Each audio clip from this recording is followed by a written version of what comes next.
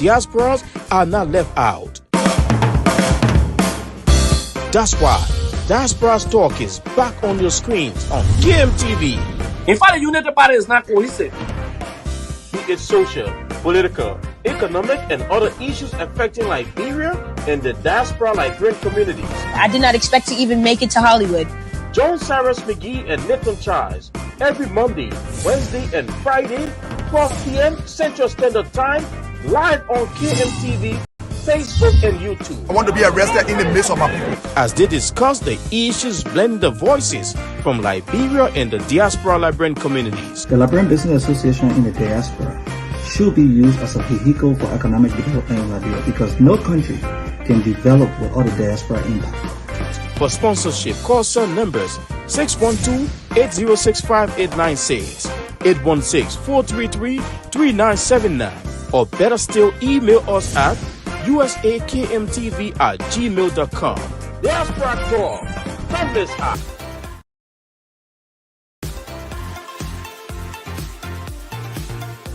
Let your celebration begin with Park Liquor Outlet, your first Liberian-owned liquor store in the city of Brooklyn Park, Minnesota. We have everything that you need to set that special occasion or ride. For your next party or great get-together with friends, visit Park Liquor Outlet. We have great selection of beer, wine, gin, and many more at affordable prices. Our customer service will make you always want to come back. We are open Monday to Saturday, 9 a.m. to 10 p.m. and Sunday, 9 a.m. until 6 p.m. Park Liquor Outlet, your one-stop celebration store. We are located at 6315 Zine Avenue North, Brooklyn Park, Minnesota. Visit us today and feel the difference.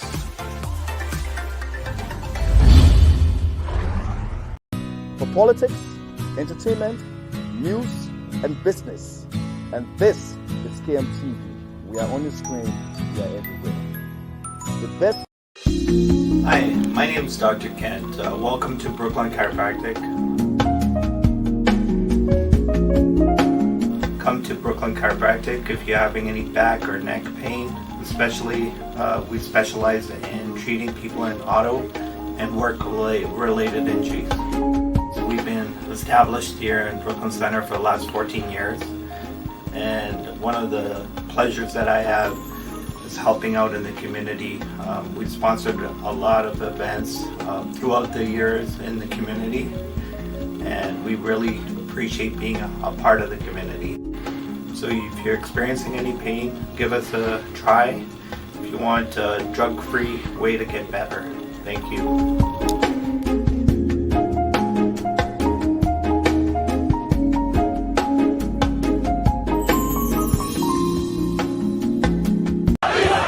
The issues of Liberia hit the news. What is it that we, the Liberian people, want? The Liberian communities in the diasporas are not left out. That's why Diaspora Talk is back on your screens on KMTV. In fact, the United Party is not cohesive. Be it social, political, economic, and other issues affecting Liberia and the diaspora Liberian communities. I did not expect to even make it to Hollywood. Join Cyrus McGee and Nathan Charles every Monday, Wednesday, and Friday, 12 p.m. Central Standard Time, live on KMTV, Facebook, and YouTube. I want to be arrested in the midst of my people. As they discuss the issues blending the voices from Liberia and the diaspora Liberian communities. The Liberian Business Association in the diaspora should be used as a vehicle for economic development in Liberia because no country can develop without a diaspora impact.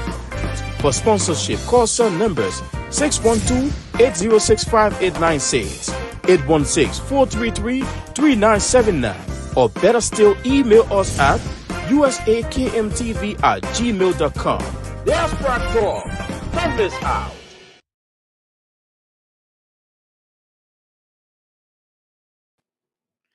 Indeed, I'd like to say welcome to the Diaspora Talk on KMTV. My name is Nathan Charles, sitting on this edition of the program. It's a big holiday in the world for Black people. Juneteenth is celebrated around the world as Freedom Day. Are we free as Black people? In the United States, it's a federal holiday, and a big celebration took place over the weekend, and even a week before this weekend, couple of people's African organization celebrated this day. Juneteenth is being observed uh, as a federal holiday in the United States, and commemorating the emancipation of enslaved African Americans. So that was a great victory for us as old elderly Africans who came to the United States and other countries. So indeed, it's celebrated as a federal holiday in the United States. And we'll be giving you more details about Juneteenth, which is called Freedom Day all across the United States. It is a federal holiday, giving that more raising more awareness on this important the importance of Africans who came to the US and strive to make their life better. And they sacrifice their time, their energy, their resources, their sweat, their blood just to get freedom. We heard about famous freedom fighter Martin Luther King. There are a lot of them. So we'll be giving you more historical facts about John T. We'll also be looking at what's going on in Liberia. As you know, Finance Minister Tue and Maritime Commissioner Len Eugene Nangwe today appear on the national broadcaster. They were there justifying some effort government is making to help improve the country. So we'll be playing some excerpt from them. Tua spoke about job creation and effort to attract more investors into Liberia, while Eugene Nangwe spoke about roads and other projects the George Weah government is implementing under this pro-poor leadership, which said it's time to improve and change the narrative of Liberians. But election is just around the corner. What's happening to political parties? We see the members are crisscrossing. Also, we'll be hearing from Vice President Joe Howard Taylor, who spoke to journalists while on a tour in rural Liberia. And the issue of gun violence, drugs, crime still exists in the United States. And we, as African immigrants, our kids are being affected greatly. So we'd like to say welcome to the Diaspora Talk. We've given you these issues here on KMTV. Sorry for past days we've not been coming on due to some technical and personal engagement, but we hope to bring you all of the information here, dilute the important information on the Diaspora Talk. We'll be playing some clips too from the weekend where the Good Men's Association held a program to honor a few Liberians, and they also honor the former mayor of Brooklyn Center too as well. So we'll be playing you a clip from the guest speaker. As we celebrate John T, it's important that you listen to Spot. He's a famous human rights advocate, a councilman, a statesman in the United States. He has been there championing the plight of Africans, and he spoke about fatherhood. As you know, we observed Father Day just yesterday in the US. It was a big celebration, and there was a big argument that even the females too, who have stepped in the role as father, should be commended, because I tell you, some females are also doing the work of a father. And the issue of single parent home is nothing to not to talk about. We have to talk about that because it has broken families. It has brought a lot of disunity. It has brought a lot of discomfort the kids as they are growing up. So these are all things we'll be looking at in Diaspora Talk. And let's say before we take a break, this program is proudly sponsored by the Mama T's African Kitchen. She's proudly sponsoring our Diaspora Talk, the Park Liquor Outlet, and the Brooklyn Chiropractic Medical Center, as well as the Nathan Charles Insurance Agency. So we need more sponsors here on the Diaspora Talk. Let's take a break from our sponsors, and when we come back, we play you more clips and discuss the issues unfolding in Liberia. And let's say Happy Father's Day to all of you. That's special father. If you have some special father, recognize them. Send them a text. Send the name, and I will call them. And if you send a picture, we can also publish them just to recognize them. We don't want you to send a long narration, just the text and how that person has helped improve your life and other people's life. It's Father's Day. We keep celebrating. And let's take a word from our sponsors. Let your celebration begin with Park Liquor Outlet, your first Liberian-owned liquor store in the city of Brooklyn Park, Minnesota. We have everything that you need to set that special occasion or bride. For your next party or great get-together with friends, visit Park Liquor Outlet. We have great selection of beer, wine, gin, and many more at affordable prices. Our customer service will make you always want to come back. We are open Monday to Saturday, 9 a.m. to 10 p.m. and Sunday, 9 a.m. until 6 p.m. Park Liquor Outlet, your one-stop celebration store. We are located at 6315 Zine Avenue North, Brooklyn Park, Minnesota. Visit us today and feel the difference.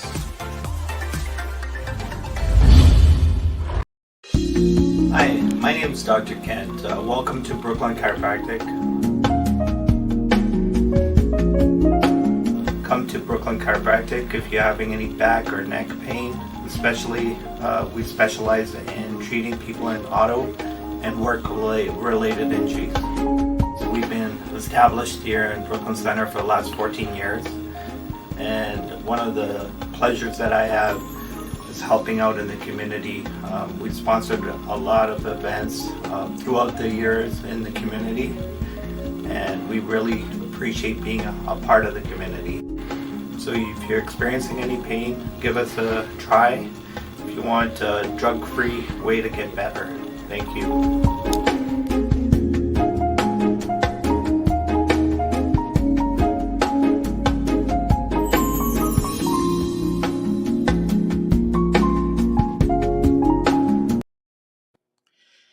And let's say welcome back again to the Diaspora Talk. Thanks to our sponsor there, the Park Liquor Outlet and the Brooklyn Chiropractics for always partnering with us. And our newest sponsor, as you know, I've just started an insurance agency. If you need your vehicle insured, your trucks, your businesses, you can contact us and we'll be glad to insure all of your properties through across the United States. So we like to say also to our sponsors, Mama T African Kitchen, the best in Brooklyn Center, Brooklyn Park area. You can come and get delicious food from the Mama T's African Kitchen. The numbers are there. If you're visiting the U.S. and you want to have some delicious food in the Brooklyn Center, Brooklyn Park area, visit the Mama T's African Kitchen and you will lick your fingers. Also, as you know, KMTV, we have branded t-shirts here coming up.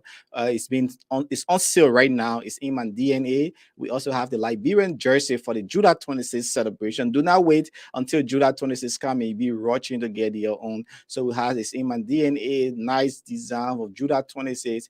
You can purchase that. We have all sizes here, as you see on the screen. So like to say, this is KMTV as our own way of promoting our Liberian heritage, telling people that, hey, we too are from Liberia. And don't forget to KMTV closing argument is up in few hours on this platform.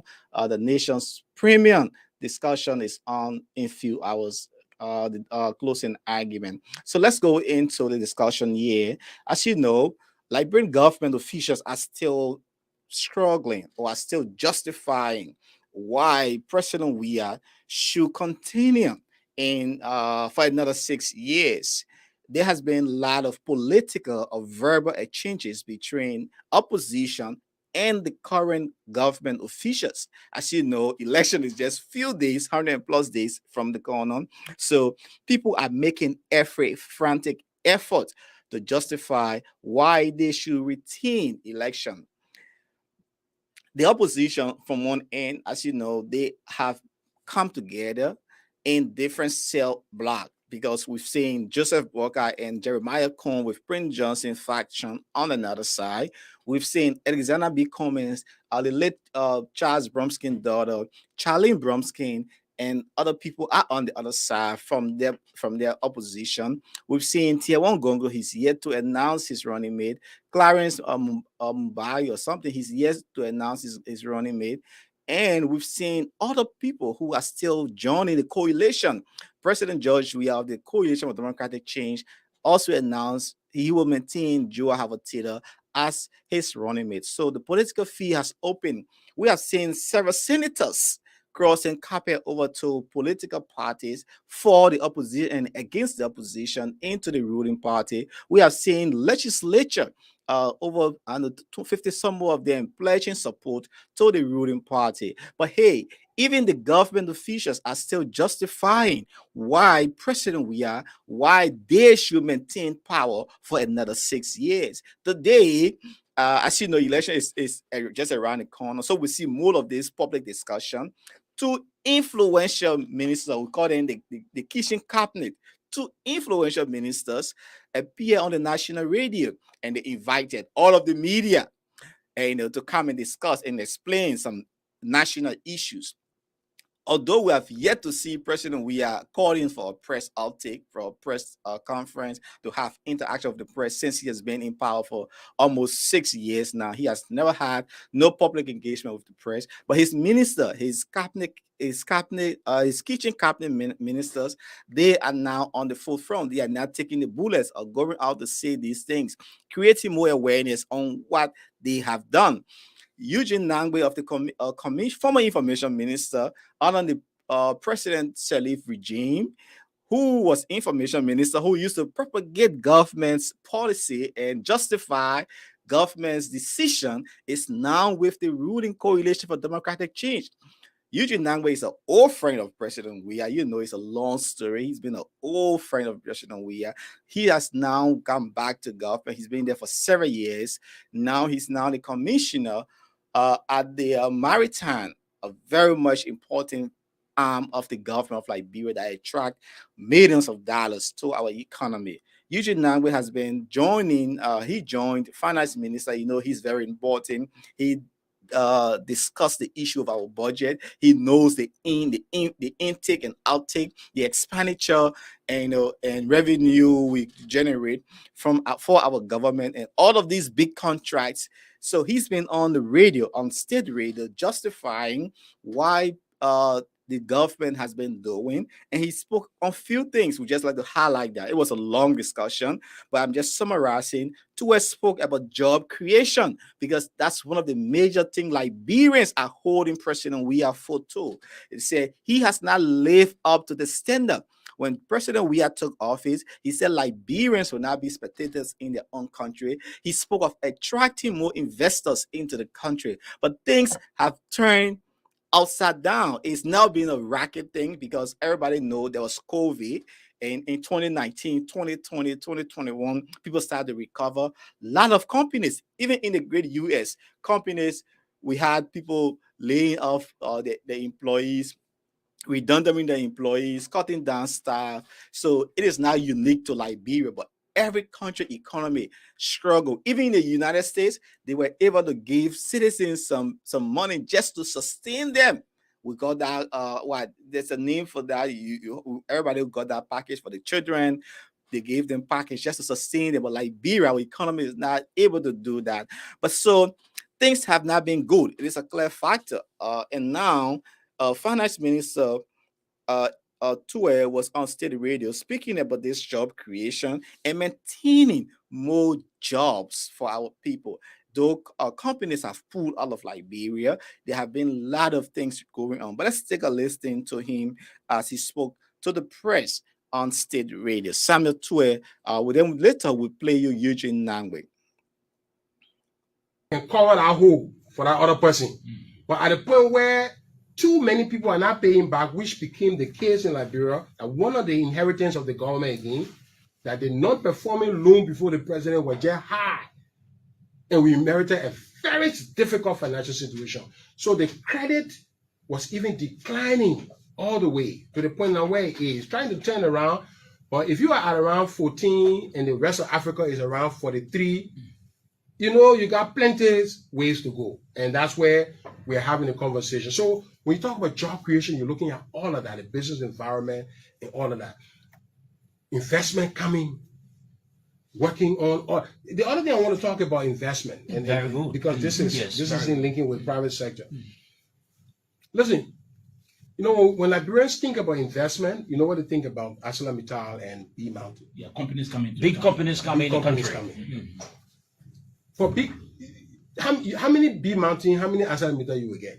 Because you don't have the stock of resources for 200 companies to come and do this. You know, so your natural resource base is small. So B Mountain hiring 1,000 people. I don't know the number. ArcelorMittal 1,500. Say you have 4 more companies, Western Cluster, Putu Mines, right? So those are all the kind of investment that we saw when we came from war. Your natural resource base was there after war. You needed to bring companies. So you started from zero. But once those investments are made, you're not going to get 2-3 more ArcelorMittal. Where you're going to get a lot of the people is in the small business sector, in the agricultural space, in small places where small businesses are coming up, linking up with the big places, right? So when you talk about job creation, that's where it's supposed to happen. Yes, we had challenge with Western Cluster. You know that. You see the people hauling the iron ore down by truck because the rail that were there no longer can be used. So either they have to go and build a new port for them to be able to fully exploit. So there was a real investment challenge there. You're not able to leverage that well until you solve all of that. They have to build a new port, and build a new rail, all that one to get it going. But other than that, they have to truck. If we stop them from trucking, that thing is there. We have Putu Mines. They got 2.87 billion ton of ore. They say the iron ore business there is somewhere around 37%. So it means the country can get money from Putu Mines. But we've had some challenges with that. We've been fighting to turn it around. We will solve that challenge. It's been a very, I've made 11 trips on just Putu Mines, along with Investment Commission, the Justice Minister. We're all fighting to get that thing going. All right. So those are the unsolved investment problems that we have. You know, we got Sam Darby sold. Even the company that bought Sam Darby is trying to sell again. We're looking at all. So these are structural problems in the economy. While we are addressing that, we have to continue to improve the electricity situation, continue to improve the road, so that in agriculture, as we put in more money there, more and more. We are receiving a lot of requests for concessions in a lot of space. People are looking at the prospect ahead. With Liberia's recent growth, people are excited that Liberia is among the few countries that are still posting positive real per capita GDP growth. The Swedish development minister came, that the first thing he said, one of the good things you have for you is that we're talking about your growth numbers. They look solid. The fundamentals are solid. So I'm here to work with you, the government, on seeing how we can sit with the private sector. So this is not about playing politics to say how many persons you lifted out of poverty, how many persons you. I think the country has a big structural challenge that we have to be honest. We'll take all effort. Reforms at the judiciary will help us because banks have to be secure that when they lend money, they can get it back. And if they can't get it back, they can enforce on a collateral. They are complaining to me that enforcing on the collateral is the biggest challenge, so that's the reason why they will hold back from lending. We are also working with our development partners to be able to guarantee, like look, take rubber. Rubber people are looking for 10 million. The bank should be able to move money there because what we are now working on is to say, okay, you know what? When the people sell the rubber, Mr. FBDI, Mr. EcoBank, and Mr. UBA, don't let them get the money. So the model we want now is that when the rubber is sold, let the money come straight to the bank that giving the money. Or let it go to an account where the bank, all the people give to the rubber sector. Because the concern is that when they give money to the rubber sector take that money and pay their people. And then they're not able to pay back because of the collapsing rubber, so everybody's scared. But we have seen that rubber can pay for itself. They are now working on a model I've seen that can generate, but if $1.6 million is giving, they can generate $6 million in return. So it means there is zero risk on that guarantee structure. The money should just not go to them. Let the person who buying the rubber for overseas put the money into an account that is owned by the bank along with them. Then they sit down and decide how much they take. That's the framework we're working on now. We got to work all these framework so these entities continue to have, because the only way you can get jobs. When banks and financial institutions give you money, the only way you create jobs. If you ask the question, how are jobs created? Jobs are created when loans are given. If loans are not given, Jobs are not created. Government cannot create job, cannot be the one creating the job. Let me tell you, between 2009 to date, in 2009, the wage bill was around 30,000 human beings. From 2009 to 2017, another 35,000 persons entered the payroll. So here is the puzzle. How is it possible that we double the payroll in 10 years, but then at the same time, investments were flowing into the country in that same 10-year period? Let Labrepo be the judge now. More people were coming to the government than were going outside. So it means the private sector has been a challenge, and we have, where the government is right now at 70,000, we reach a saturation point. You can't add people there. Where medical workers, even the medical students. We are telling medical students now that you don't have a right to get on the government payroll if you're in Jocolity. Your right begins, or your privilege begins, when you want to go to Grand Cru, when you want to go to Bapulu. If you want to stay in Monrovia, the government will not put you on the payroll. Because that's it. Because we're taking all the things, we put you on the payroll, but it's not a right. You have to go into the farthest deprived regions to get on the government payroll. So for the medical health sector, we're protecting the hiring there. For teachers, we need to find some 7,000 teachers to bring on the payroll. We don't have the fiscal space for that. So these are the challenges that we are dealing with as a country, as a government, that will be there. Nobody can tell you that, oh, you move the president, you can't there. They will find 7,000 teachers to put on the payroll. Where you get the money for? Okay, so yeah. Yes, okay. Okay, you listened there to Finance Minister justifying why they have been doing to attract more jobs and ensure that, hey, we maintain our working environment. He said that they are going to put more people into rural Liberia because that's where the more challenging part of Liberians need them, the medical people. So he has been speaking on this issue. There are a lot of things he spoke about. So I think you can turn to KMTV. We had full speech there from both ministers appearing and on the program today. So it was indeed fascinating. There were a lot of things said, but we will keep diluting, breaking down this information for you to know that, hey, this is what is going on. And let's see if we can play of Maritime boss Lane Eugene Nam, who also spoke about the issue of roads. As you know, it's major. It's a major situation now in Liberia. We see roads ongoing. People are saying, oh, it is the Eddie regime, that these rules were fakes. People are saying, no, it is under the WEI regime. The first payment for RAP was done by Minister Tue. So if that money was not paid, which is the government share for the road to start, the road was not going to be built. Why didn't you pay it, Mr. Former Minister, who said that you found the money? He didn't pay it. The road did not start until Mr. President came. And also, the road is being funded by the Arab lenders and Badia. Badia is the Arab Bank for Development and Investment. Most of the Arab lenders, Kuwait, the UAE, Saudi Arabia, they set up this fund, they put money into it to do development for Africa. They are the ones funding it. We had to unlock other conditions for the road to start. So, okay, we have the Louvre Road going. Somebody wants to claim credit. If the Louvre Road hadn't started under President Weah, he would take the blame. The fact that he started it, he unlocked the hurdles and the barriers that were preventing the road from starting, and he found additional financing for the same road, means the credit has to go to him. It will go to him. Somebody said the coastal highway was a dream. What makes it a dream? Is it wrong to dream? The dream now has brought $50 million. If I can dream for even $1 million, I'll be happy. The president dreamed, and $50 million have already come for that road. Don't listen to me. Google. EBIT, the ECOWAS Bank for Investment and Development, has approved $50 million, the first tranche. Last week, the Minister because I like to ask questions, the Minister of Public Works told me that the preliminary work, assessment, and the team came to do assessment for the coastal highway already. They finished with it.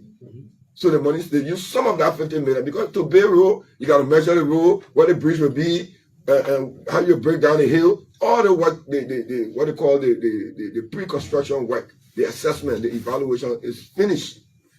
So it's a matter of time of mobilization and for the road to start. You call that a dream?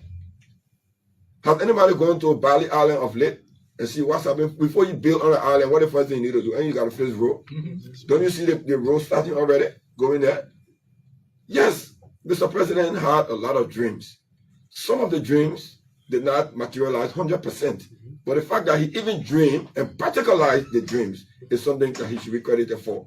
And I want to say that we shouldn't forget that during COVID, everything stopped. So COVID did delay some of his development agenda, but I can assure you, like he said in one of his speeches, it derailed. It delayed, but it did not derail. This is why development continues even after COVID. So with Manos, if you want to check the president term, I would say maybe he go on for like 3 years because out of that 3 years, COVID effectively stopped the whole war, not just Liberia.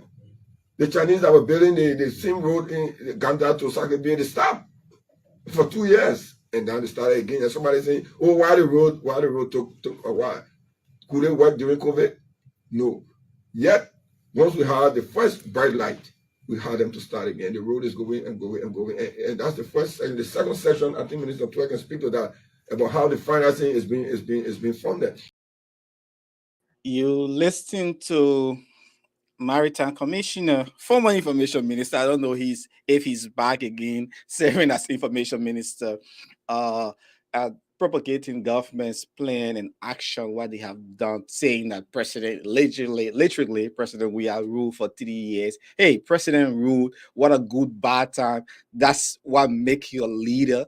You have to rule. It's not only in good time, bad time, good time. You have to lead your people. And there are other plans. Other countries had backup plan. What happens after COVID? What can you do to buffer up to recover all of those things? So there are a whole lot of issues we need to discuss, not just because of COVID. COVID happened. Other countries, not only Liberia, from Sierra Leone, Ghana, they try to speed up or change some processes just to meet their lands. But there will always be challenges. Trust me, there will always be challenges. Looking at Liberia, we heavily depend on foreign companies, even the Doncho, we call it in Liberia, we call it the Caterpillar, the earth moving equipment that been doing the roads. All of these things are being imported to Liberia. So there are a whole lot of factors.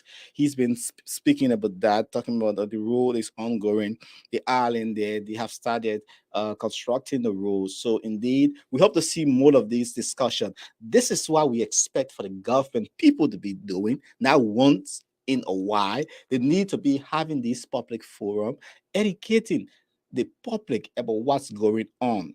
We don't see the information minister speak a lot, going having public forums, public engagement. I think they have one program on how many person listen to ELBC, but you need to have multiple outlets who will carry these things. Apart from the outlet, we have traditional means of communication. Not everybody will listen to radio or on Facebook and stuff like that to say, oh, government is doing well, government is doing this. But I want to see more of this engagement. That's the people who you claim benefiting, let them come to speak to, because that will also help improve your outreach there. And the opposition are whipping them too, like other previous regime when they were in opposition, they whipped the Unity Party too, who was in power at that time. So you expect these kind of fight and everyone trying to beat up the muscles, we call it the bazooka, right? The missionary arm of information to propagate the government's policy. And opposition to are also doing that. This is the Diaspora Talk. We are here Monday, Wednesdays, and Friday, and we're looking at issues unfolding in Liberia. Today, don't forget, is Juneteenth. It's a holiday which was designated by the federal government in as a federal holiday in the United States in 2021, and it has been recognized within the Black and African communities. And I'm proud to be a Black African in the U.S. And I know you two who are in the U.S., you are proud. It's a federal holiday, and we want to say, yes, this is indeed important. And just few history of that day. Juneteenth, also referred as a Freedom Day or Jubilee Day, commemorates the total abolition of slavery in the U.S. That took place on June 19, 1865. Imagine that, in the 1800s, 1865, when President Abraham Lincoln issued a proclamation 3 years earlier, making slavery illegal by January 1st, 1863. So he issued a proclamation, but it did not come into power until June 19, 1865. So you see how Black people struggle just to have this day, to create more awareness, to end slavery, because our great-great-grandparents, they were brought from Africa into the U.S. as slaves, and they were kept on camps. We listened to a great speaker, Spark, who spoke at the Good Man's program, honoring program over the weekend, and he spoke about a lot of things. As we observe fatherhood, he also said we should get to know ourselves. Where are we from? So we'll be also playing that clip. But just these are some information about the slavery. Indeed, it is called Freedom Day, and we as Black people in Africa, we are enjoying this time because we are still fighting for our rights. We are still fighting to be given the opportunity. It's not an easy thing. There's a high level of discrimination once you have this color. There are certain things you cannot do. There are certain places you cannot go. So we have to keep fighting for these things to not to happen in our country, Liberia. So we still here on the Diaspora Talk. My name is Nathan Charles. Let's see if we can play you a clip from Vice President Drew Howard Taylor. She has been speaking to reporters in rural Liberia over the weekend about the ongoing coalition. What are they doing as a party to capture the coming election in October in Liberia? One country maintains the seat of the vice president, so our people continue to benefit. So the young people, I got over 600, 700 people that are going to school every year. I've sent thousands of young people to school. If I wasn't in this position as senator first and now as vice president, I wouldn't be able to do it. So you have to look at what the positive route is. One country needs to start telling me now, district by district, when you win a seat, the project will. So I can begin to put it on so that when the time comes in the next 6 years, I too have to make sure that those things are done. Because now you meet in general meetings, and we just do general things, everybody disappear. So I'm coming to tour the county. I will have time soon, very soon. There's an important program coming up this week, and I didn't want to be here and then go back and come back. The first day is dedicating the City of Hope in Marshall. A beautiful, almost 50 building academy that will hold young children that are disadvantaged. So I think that's a very good project for us, and as our first lady, she has done very well. So that program will be held, I think, Wednesday or Thursday next week. As soon as it's over, then I'm coming home for 3 weeks, so we can tour the place, listen to our people, mend some of the fences, so we can come together. We have to come together because it is not about me. I just happen to be the arrowhead. It is about the entire Bon County and all of our citizens that are in the districts and in the counties. Because everywhere I go, I see Bon County citizens, they are meet with them and talk with them. So the better people, for the first time, have gotten to this level. I think we hold on to what we have, and then we make it better. I think that is where we are. When Vice President, are you trying to again create or make another political song? But we see I always have to continue to do that. The Bible says that the heart of man is desperately wicked, who can do it? As we sit here, I don't know what in your heart, but if I can help you, I made a promise to myself when I became a politician that anybody I can help, I will help. And it is left with them not to do the right thing or the wrong thing. But there is a history. Those who do the wrong thing get their pay. Right here before we go to heaven, their pay right here. So I'm not worried about some of the negativity. I try to do my best. That's all I can do. And so we'll continue to help young people as long as, look at me, I'm 60 years old. How much longer can I be senator or representative? The fact is, I'm getting older. Who are the new people that we are training? So that when we finish, the fire doesn't die. That other people will know that when you become a representative, you are responsible to your people. You're going to be doing the things that they want you to do. So I'm looking for new people every time, and you can never tell who will be good, who will be bad, but my responsibility is to help. That's what I asked me to do. Lastly, speculations are rife in Bong that you have already here picked several individuals to contest in several districts in Bong. Yeah. Tomorrow, Saturday, the National Patriotic Party meets, and all of the county chairpersons have been asked to bring a list. So we'll clear up all of that tomorrow, and when I come in a few days, we'll give you the exact list of those who will be supporting. So not be speculation. You know, I don't do hard thing in it. Like, my only thing open on the ministry. So it will be all right. I will let you know when I come next week where we are going.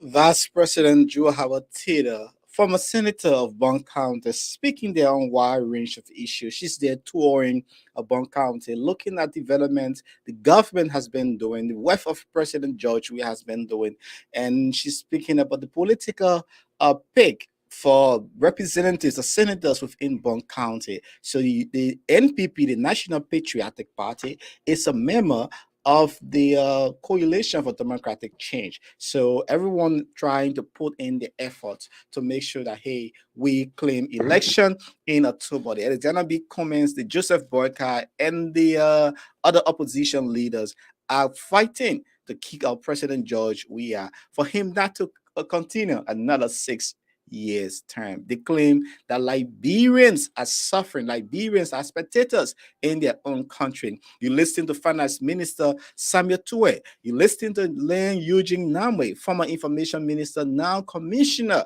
of Maritime Affairs. He's been speaking. The two were speaking today at the national broadcaster about ongoing developments initiative in Liberia. And I know for sure, as we progress towards election, you will see more ministers coming out, mainly those who are very much outspoken, coming out to explain some of the policies to the government, of the government to the people. We need more of these engagement, but again, not just the talk. We need some practical action. What are the genuine things you can point to after 6 years? Like Eugene Nang would say, roughly, I think the president ruled for 3 years. No, it's 5, almost 6 years. What a good or bad time. That's why make you a leader. You have to govern the people. And even if things happen, you have to have a strategic plan to recuperate what was lost, or those wasted days or years or projects delayed, how you can re-energize them and speed it up with more developmental effort. This is a Diaspora Talk. We are proud to be associated with the Mama T's African Kitchen. As you see, visiting the Brooklyn Center, Brooklyn Park, call Mama T's for the delicious food, and you will be licking your fingers. When Mama cook, you know what happened. Also, KMTV, we have our TD60 booth. If you have your wedding, your graduation, your party, contact us and we'll be glad to give it to you. We also do insurance, the Nathan Charles Insurance Agency. This is live and kicking all across the United States. If you want to insure your vehicles, your businesses, contact us and we'll be glad to give you the best coverage. Talk to us and we give you more advice on all of your coverage. So do not regret when we can help you re-get your assets. So we also do truck insurance. If you're into the trucking industry, contact us. We'll be glad to help you to solve all of these things. It is your own Liberian brother. It's me who's speaking to you. Have a license down in insurance and I can help you set you up. As you know, most people go through these difficult times. They spend huge amount of money because they don't have people who can review the policy for them just to save them some money. I can help you do that. If you want to save more money, you want to look at their policy, see, hey, what's going on? Do I have a full coverage?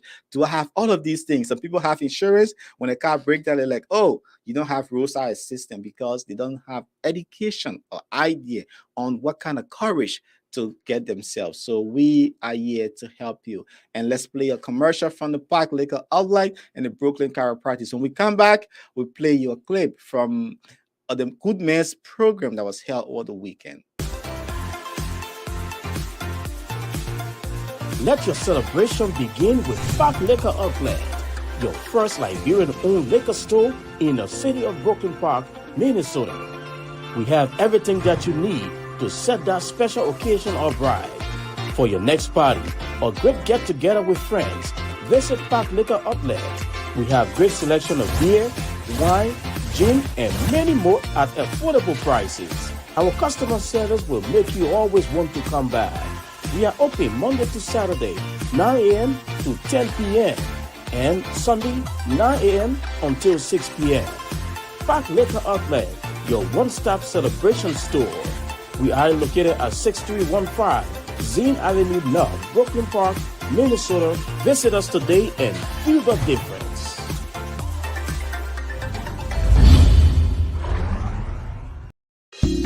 Hi, my name is Dr. Kent. Welcome to Brooklyn Chiropractic. Come to Brooklyn Chiropractic if you're having any back or neck pain.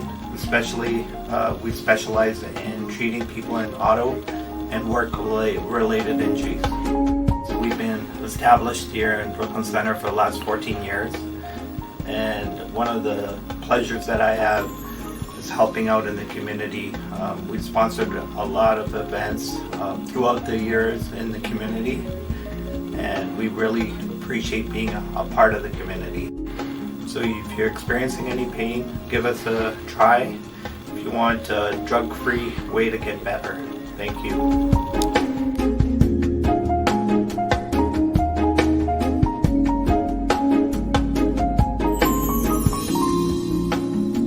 Infotech Fast Track Computer Sales and Repair Center is proud to be associated with Diaspora Talk. Infotech Fast Track, a Liberian-owned business, is the leading computer sales and repair center in Minnesota and is specialized in laptop and PC repairs of any brand and any problem. We are situated at 7920 Brooklyn Boulevard, Brooklyn Park, Minnesota. For more information, call cell number 763-432-3284. Or for better still, email us at infotech@fasttrack.com. Infotech Fast Track Computer Sales and Repair Center, your computer solution hub.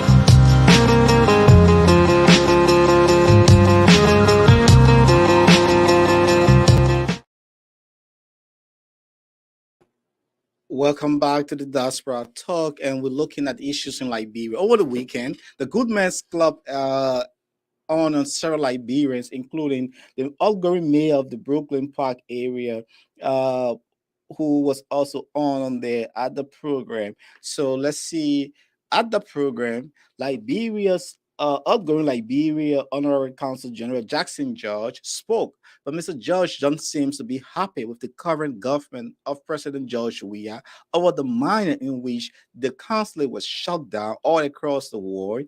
And there was speculation that, hey, something went wrong. That's why they shut down the Minnesota consulate. But he said, no, that's not the issue.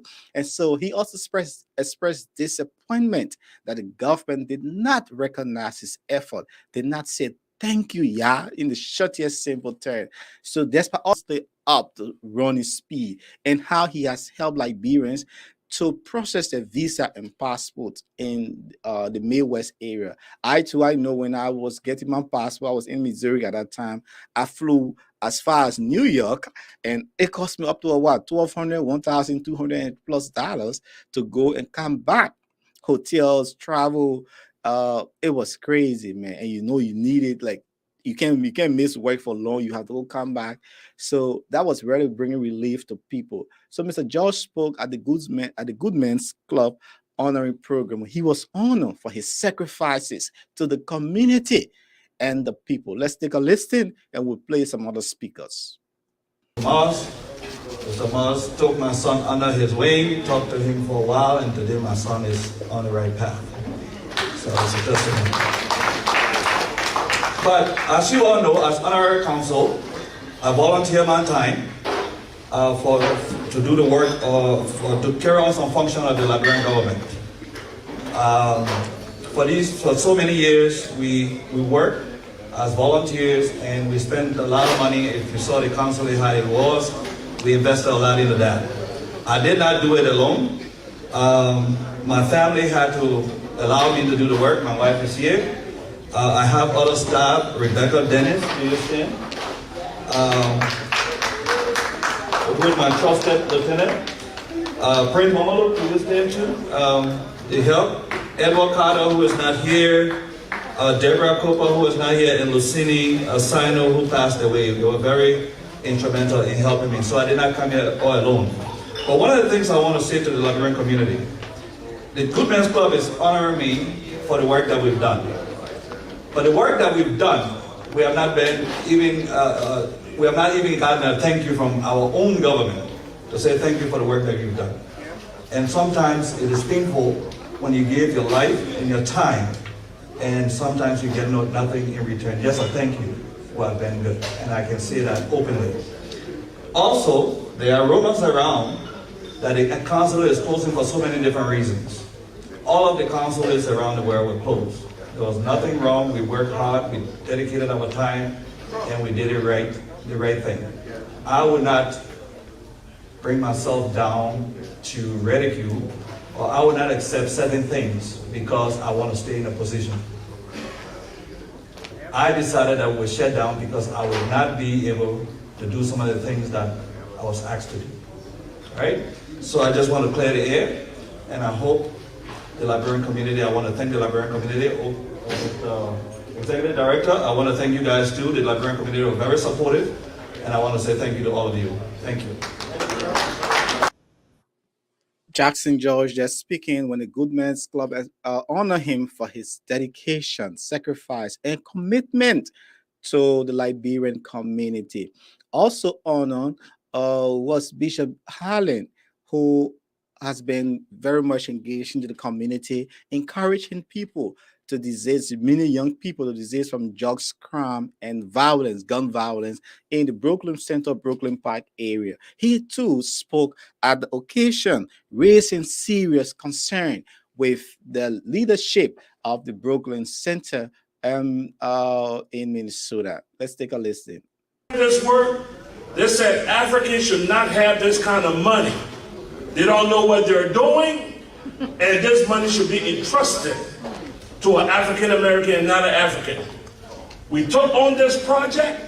We reduced crime over 75%. We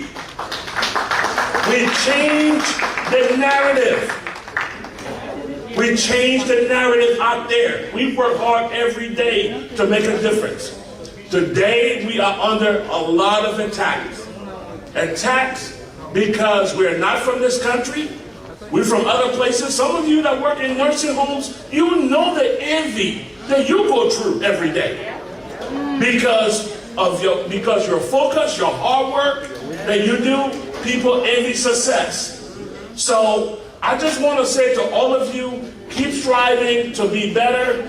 You will weather this storm. We all will weather it together. Keep trusting and believing because we care for people. I pay my people the most money. People came making $35 an hour working for me with no job history. People came making $25 an hour with no job history. He's a testament of that. So when people say things, I can't go on Facebook and fight, I'm a man of God. All I'm saying, we will weather this storm. God bless you. This means more to me and my family than you will ever know. Thank you, gentlemen. Thank you. Indeed, Bishop Harden there speaking, but we'll go more into that on another segment of this program because he's raising a serious issue. We've already reached out to the mayor of Brooklyn Center, Brooklyn Park, that is Harley Weston. He will be providing more issue. I repost the bishop is alleging that his contract was taken away from him and given to another people because they feel like it's a payback. And he's a Liberian immigrant. He has been working in the community, but these are all allegations coming up. We have reached out to the mayor. He's volunteered to come. We just need to find a day for him to come, but he's willing to provide more information to the community. What happened that Bishop had in the contract he had to provide more education against just gun violence in the society? How did it happen? How did he lose his contract? But Bishop Harding is saying, hey, the mayor was influential in taking away that contract, but that's for another time. We setting that platform to have a big discussion into that. Now, as we wind down this program, I'd like to say thanks for all our viewers. We keep promoting Liberian and the issue of Liberia all across this platform. The Closing Argument, the biggest online platform, controversial issues to discuss, political, social, religious issue will be here very soon in few hours. So you can log on to KMTV, put your notification on for the closing argument. They will be here very soon to discuss most of the political training issues in Liberia. And a big fish will be appearing today on the closing argument, a very big stakeholder in the incoming election. I'm not calling his or her name, but if you want to know who is that, tune to the closing argument in a few hours. Keep your notification on and follow KMTV, and we will give you all of the best you can provide to us. This is KMTV. We say thanks to all of our sponsors, but before we go, we play this last clip, and this is going to be a very lengthy thing. It is for you to listen because we are celebrating Juneteenth.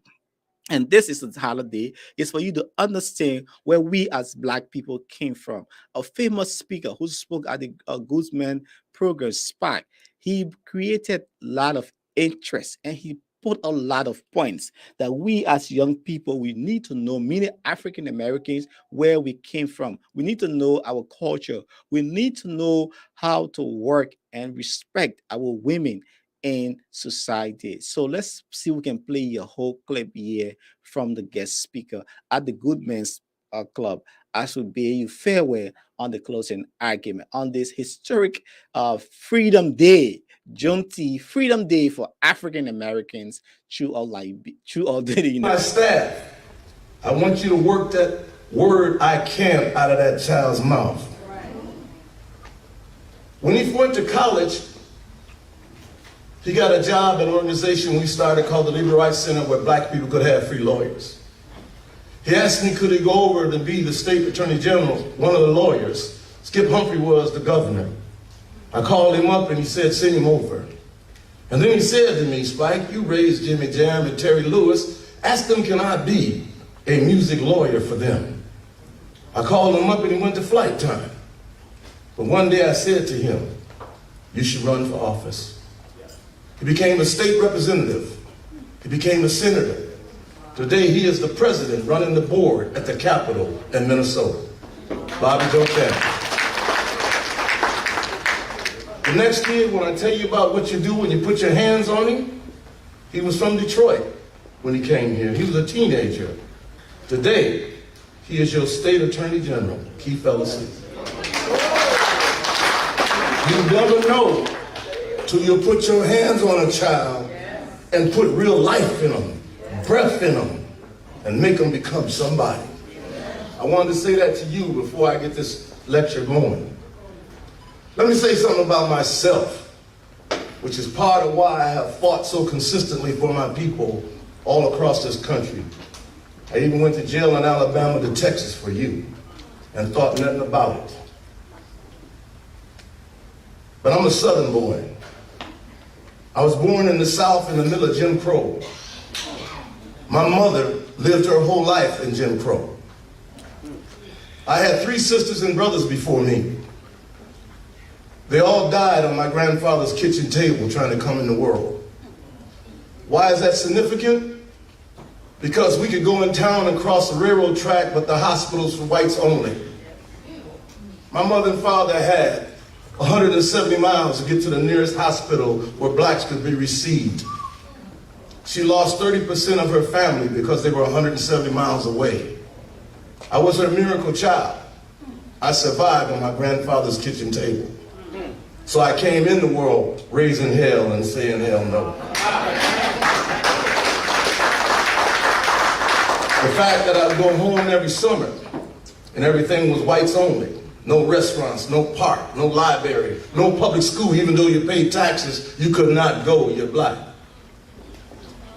Those lessons, when they moved to Minnesota, were exactly the same in the land of liberal freedom. In the South, they put up signs that says whites only, no blacks allowed. But they never went to the Capitol and passed a law. They just wrote it out, hung it in the window.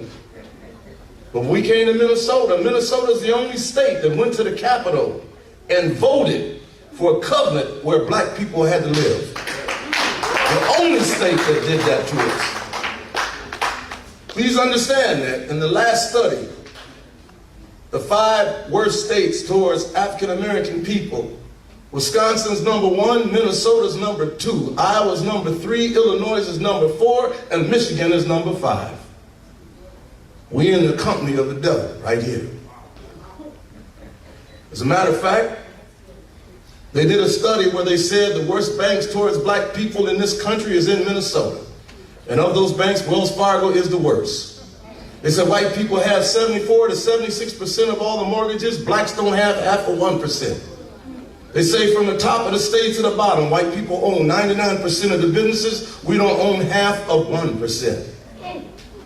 And liberal, white Minnesota, that was anti-slavery, but bought and sold slaves. I represent and speak for the millions of black people across this country my entire life since 16. Who are they? They are people without a name.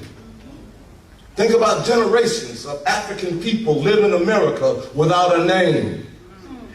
Never had a name, simply because they were put in shackles and put on wooden ships and were sailed across the ocean to take part in what's called slavery.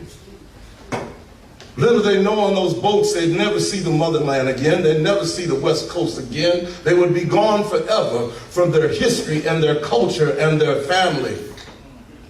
They didn't have no 8-hour job from 8 to 4 or 9 to 5. They worked from can't see to can't see. The sun is down when you go to work and the sun is down when you quit. We were old at 30 because we were dying from the load at 30. So you were an elder at 30.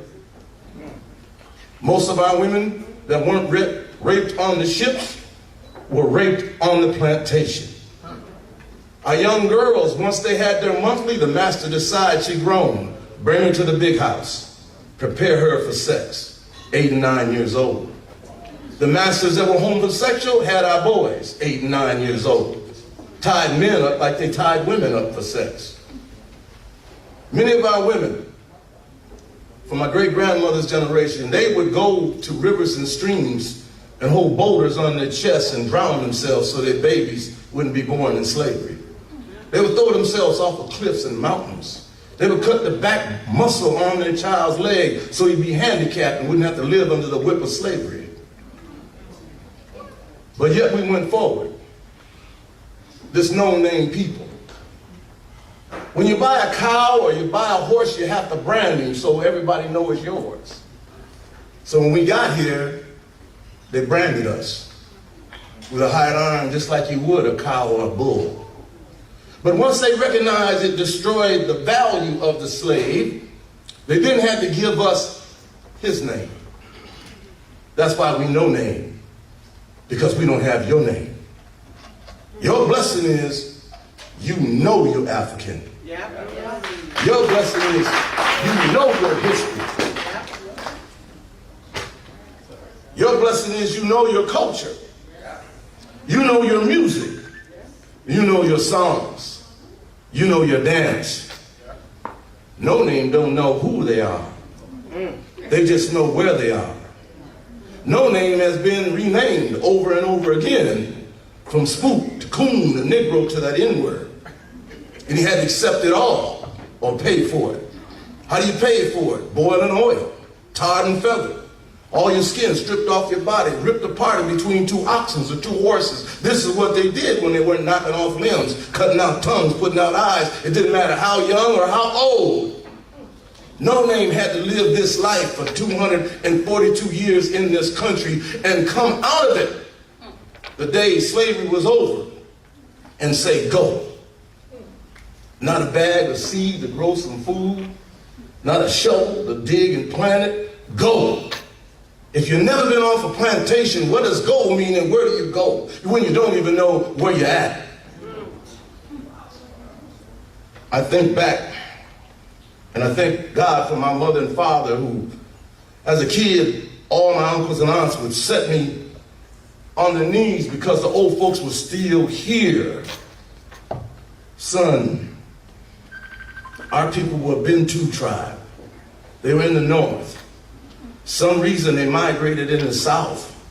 And in the south of Africa, Spaniards caught them. They put them on a ship. They brought them over there to the Cameroons. You were in the Cameroons for generations So who are you? Who are you when you got to the Cameroons? Who did you become? What tribe were you part of? And then one day an Irishman named McDaniel came to the Cameroons and bought my ancestors and took them to Kentucky. And now they got another name, McDaniel. Where are they? Who are they, my people? And then McDaniel sold us to Missouri to a Frenchman named Steele. I'm still questioning, who am I? I don't know if one of you is in my bloodline because I represent no name. I represent no name. So no name is broken. His women is broken. His men is broken. His children is broken. His heart is broken. His mind is broken. His spirit is broken. And America is still breaking no name. It's an honor to sit here in a room full of my bloodline and look at you and hope you never, ever stop being African.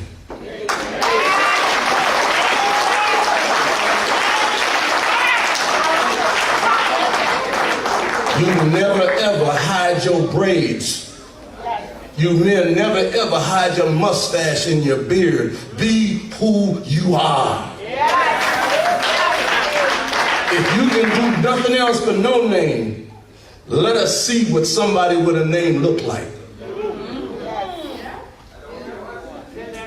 We barely remember you through all that we've been through. You be African 7 days a week.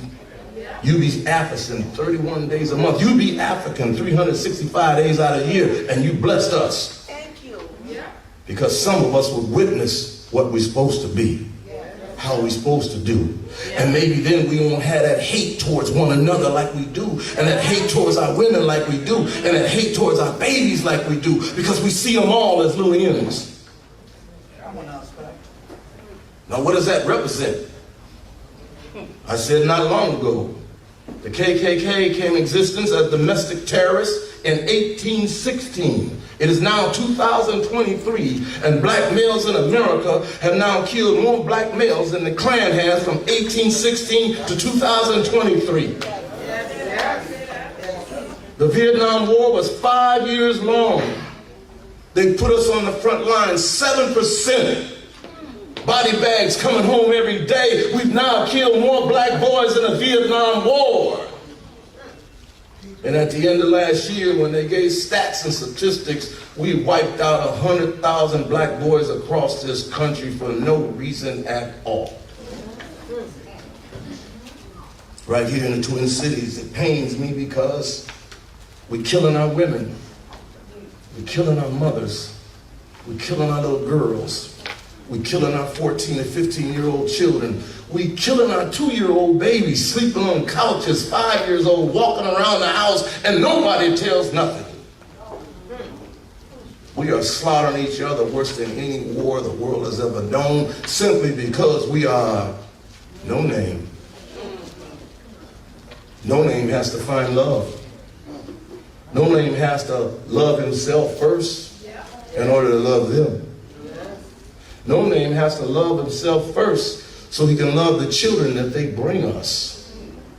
No name has to remember that in many tribes in Africa, when the girl was born, you raised her to the gods because you knew all life came through her womb. When a girl was born, I heard a young person talk about the races.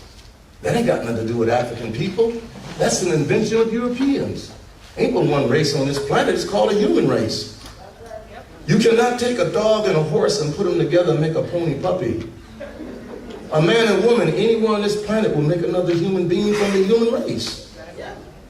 Ain't no white man and white woman ever made a dark-skinned child. It's virtually impossible. Throughout history, they've never made one. But your ancestors, they can make a snow white baby called an albino. An albino has no pigment and no melanin. White people have no pigment, no melanin, because their great ancestors came from our albinos. Now, why did I say that? The very woman we hate, the very woman we don't love, the human life came through her womb first. And we calling her B's and H's. The woman that gave birth to human civilization. Where we're at, Africa. Africa, the cradle of life. No name don't know that. So he call you B's and H's whenever you want. He put his hands on you whenever you want. He'll kill you. Because he don't know the value of a black woman. Some of you brothers came from tribes where you had to go to daddies to get permission to date their daughter. Tradition. And the daddy say, come back in a day, come back in a week, I'll let you know, and you had to wait. When you come back, daddy said you could, but then he gave you conditions of how you're going to do it. And then you came back. I really want to marry her. Come back in a day, come back in a month, I'll think about it. When daddy thought about it, he said, yes, you got all excited. But daddy said this to your little trouble behind. Your daddy got 50 head of cattle. Your daddy got 50 acres of land. I want half for my daughter. And why is that? The most precious thing he lived to the gods. Then he did you like this. You're either going to live on my land or not too far from my land, where I can see what? The most precious thing I got. No name is over here, pulling up in a car, blowing the horn, never met your daddy, never met your mama, talking about, come on, B, let's go. That's what happens when you don't know your culture. When you don't know your heritage, you don't know the things that we did and did well. Come up in a system in this state, in this city, and learn nothing about your people in your entire life. Other than we're happy nappy singing in a cotton field. The heck with the fact we built America on our backs.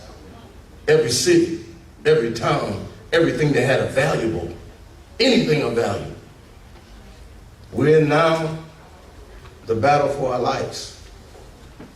The battle for our future. You men hang on to young boys dearly.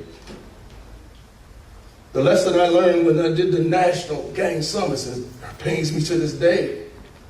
I went to cities where we were killing 1,000 a year, setting young men down, pleading with them. I saved thousands on that trip across this country. But to see the losses. I went in 3 prisons a week in this state alone for 39 years. I went in prisons all across this country. I have virtually seen the population of men in prison become our boys in prison with 25, 30 years to life. When I went to New Jersey, I went on a Saturday. I came out that next Saturday. I did 4 prisons a day, a different prison every time. And I said to you black males, I'm not upset at how many you're in here. I'm not upset at how long you're in here. I'm not even upset at how young you are. I'm upset because the majority are here in this prison for doing something to somebody who looked like me. These are our challenges to resurrect the African. Resurrect the African. To the point where you say, Bishop, I want to free the African in me. I want to free African in me. Is real. Because he did us like a pop bottle and dumped everything African out of us and filled it back up with trash. And look at us now. This is the most dangerous time in our history of what we will do to one another. The biggest thing I said at the last gathering I was invited to in your community was, I need black men to fall in love with their women again. Fall in love. If you want to know why we're in trouble, and they don't like this, single parent homes.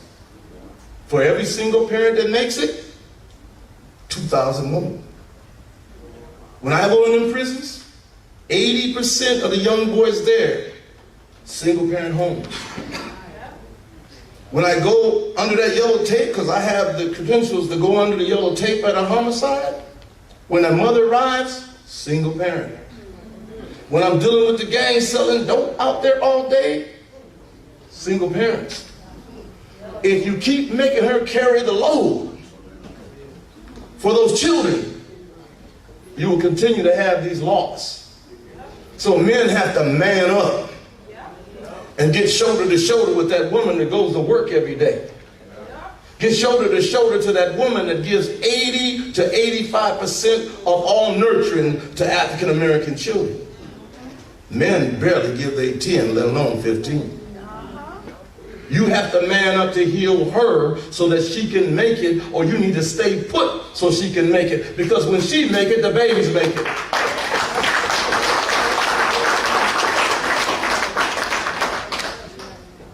And I would say this to the men, and I mean it. You hold too high of a standard for a black woman to be with you. Did you hear what I said? Too high of a standard for a black woman to be with you. She's the only one you judge like that. She has to compete with white women, Mexican women, Native American women, Asian women, gay men to get to you.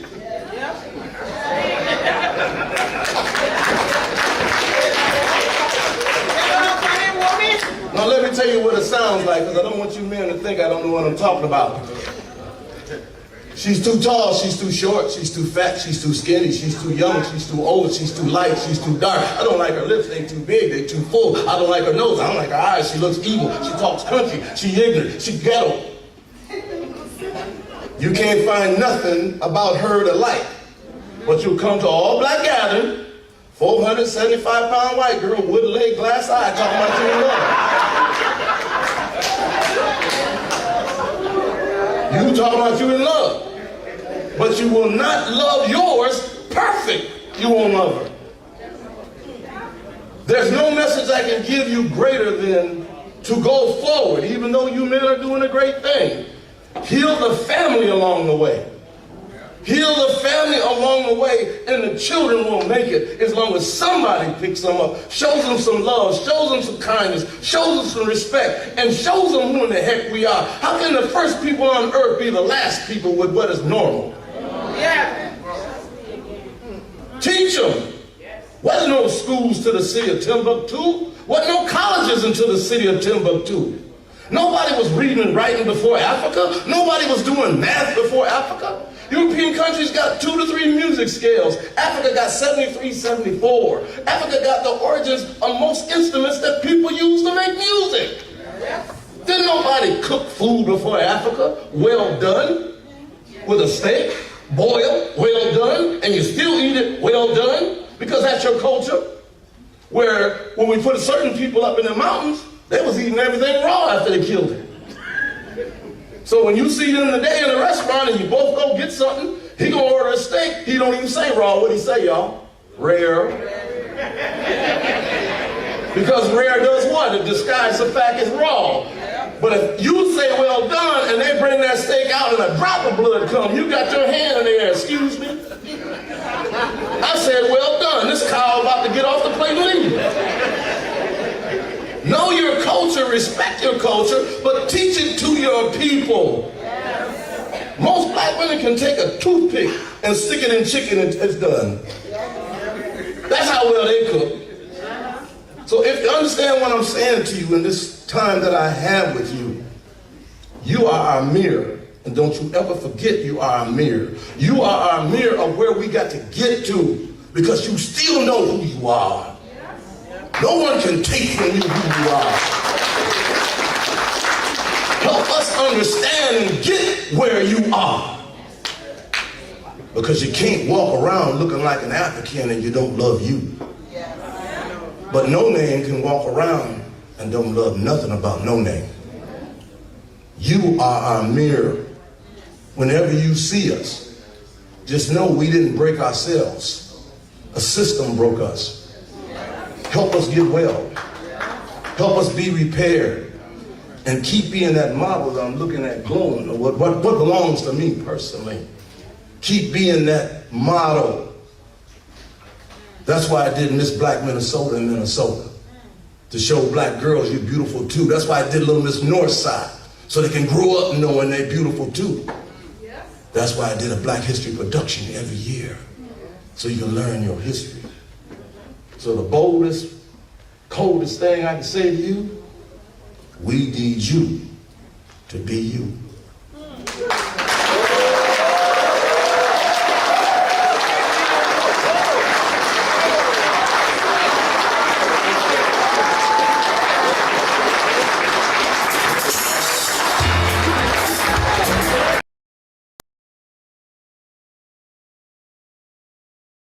You listening there to Spark, a powerful guest speaker on the Good Men's program over the weekend. Indeed, he spoke on wide range of issues that we as Black people should know where we're from, and we should always protect our heritage. That the no name don't want to see us succeed. As we celebrate Juneteenth, this Freedom Day, we as Black in the United States are happy that indeed we can get this day as a federal holiday, and it is intended to create more awareness on the issue with Black coming into the U.S.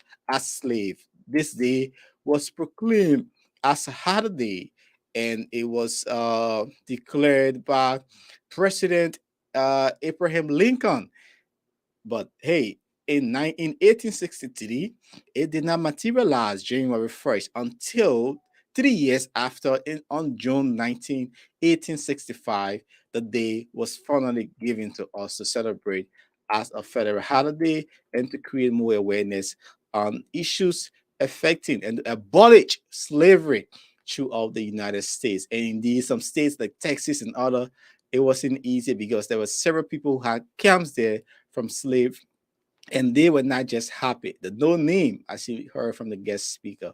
We'd like to say thanks for watching this KMTV Diaspora Talk. We always be here Monday, Wednesday, and Friday, and we'll be looking at issues in Liberia. We say thanks to all of our sponsors, and don't forget to patronize the KMTV. We have varieties of outfit for your Judah 26. As you see on my screen here, these outfits are just beautiful, and you can prioritize our business by calling the below number on the screen to get one of the copy here and see if you can if you can uh if you can support our activities here. So the numbers are scrolling down.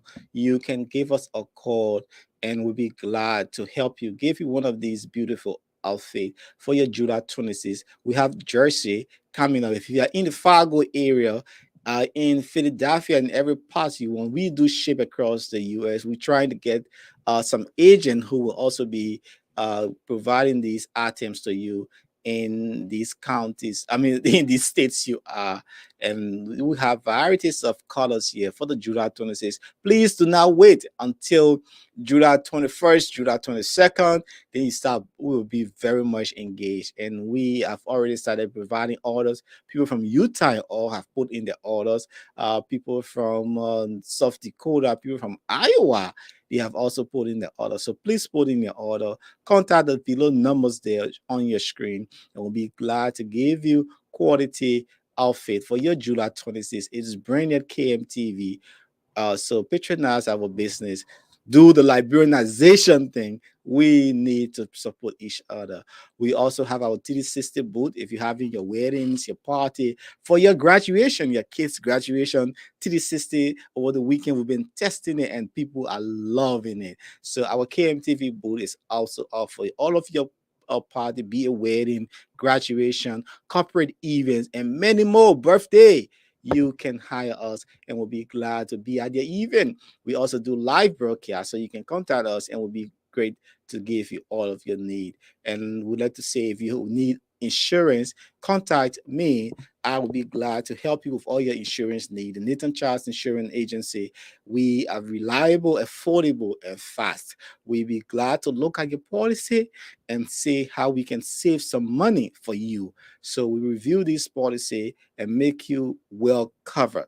So in times of difficulties, you don't scratch your head, and you also have somebody you can rely on. So we say contact us if you have your business. We also provide insurance for businesses as well as truck If you have some shocking company, you can also contact us, and we'll be glad to give you all of the best coverages you need. Do not take advantage. Do not allow others to take advantage of you. Contact us, and we'll be glad to help you with all of your needs. Mama T's African Kitchen is here to provide you delicious food. If you are visiting the Brooklyn Center, Brooklyn Park, Con Rapids, Crystal area, visit Mama T's African Kitchen. She's right here to help you, give you that satisfaction you need. It's KMTV, and let's say thanks to our sponsor, the Park Liquor Outlet, the Brooklyn Chiropractics. We'd like to say thanks for all of our viewers. When we come back Wednesday, we'll look at other issues unfolding in Liberia. Let's take a word from our sponsor. We'd like to say thanks for viewing us, and this is how we'd like to leave you on the Diaspora Show. Don't forget, the closing argument program is up next in few hours. It happens to be Liberia's online premium discussion, and is carried across Liberia on several community radio stations and other platforms throughout the world. So KMTV, we are always the best, and we are the mother of online television. We keep making the best and keep bringing the unfolding events in Liberia. Let's take a word from our sponsor. Until I see you Wednesday, have a great day. It's Juneteenth. It's Freedom Day in the United States. Let's encourage our people. Let's encourage diversity and inclusion in all that we do. So have yourself a great day. Samuel Mo, the number is scrolling on. I don't have to paint it. You see the number scrolling there on this broadcast. You can contact us, watch the program, take down the numbers and call us, and we will be glad to provide you what you need. Imara Bro always watching us from the famous George Floyd area in Minnesota. Would say he's one of our most always follow our viewers here. Every time he always contributing. Imara Bro would say we hats up to you, congratulate you. Thanks for always sharing our show. Thanks for always promoting KMTV. We are very much happy. And thanks for all of those who are watching, where they stand, who also contributed to this broadcast. We say thanks. Have yourself a great day. When we see you on Wednesday. But don't forget, the closing argument is up next in few hours. Bye. Hi, my name is Dr. Kent. Welcome to Brooklyn Chiropractic. Come to Brooklyn Chiropractic if you're having any back or neck pain. Especially, we specialize in treating people in auto and work-related injuries. So we've been established here in Brooklyn Center for the last 14 years. And one of the pleasures that I have is helping out in the community. We've sponsored a lot of events throughout the years in the community, and we really appreciate being a part of the community. So if you're experiencing any pain, give us a try. If you want a drug-free way to get better. Thank you.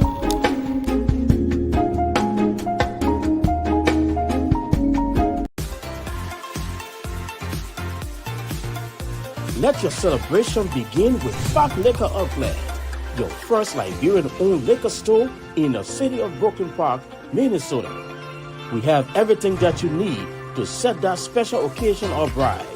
For your next party or great get-together with friends, visit Park Liquor Outlet.